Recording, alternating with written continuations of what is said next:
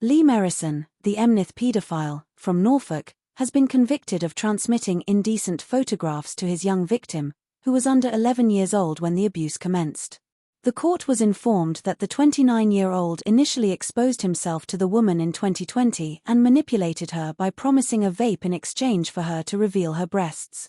In 2021, Lee Merrison transmitted the initial obscene image to the young girl, with whom he was acquainted. He subsequently removed it, asserting that it was intended for another recipient. The abuse involved physical contact on at least 2 instances in 2022, during which he sexually attacked the girl beneath her clothing. In 2023, Lee Merrison's egregious conduct resurfaced when he transmitted a comparable inappropriate image, claiming it was received in error. He subsequently deleted it shortly thereafter. The defendant exhibited such defiance that he offered no comment during his interviews with detectives, except for asserting that a specific indecent message was intended for a consenting adult, whose name coincidentally appeared alongside that of the victim in his contact list. He initially claimed this occurred once, then revised it to twice, and ultimately stated it was intended for a different consenting adult, in light of evidence obtained from mobile phone downloads. The defendant, Lee Merrison, exacerbated the victim's misery by persistently denying his acts and compelling the matter to proceed to trial. The jury received unambiguous evidence for conviction, stemming from the trust and remarkable courage of the young victim, alongside the robust case assembled by Detective Constable Helen Wood of the Boston and South Holland Protecting Vulnerable People Unit.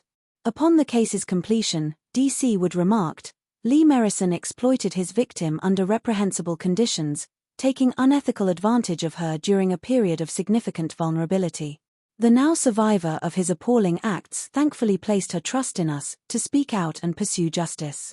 That kind of courage cannot be overstated. Bringing Lee Merrison before the court stands as a crucial step toward reclaiming her dignity and affirming the truth.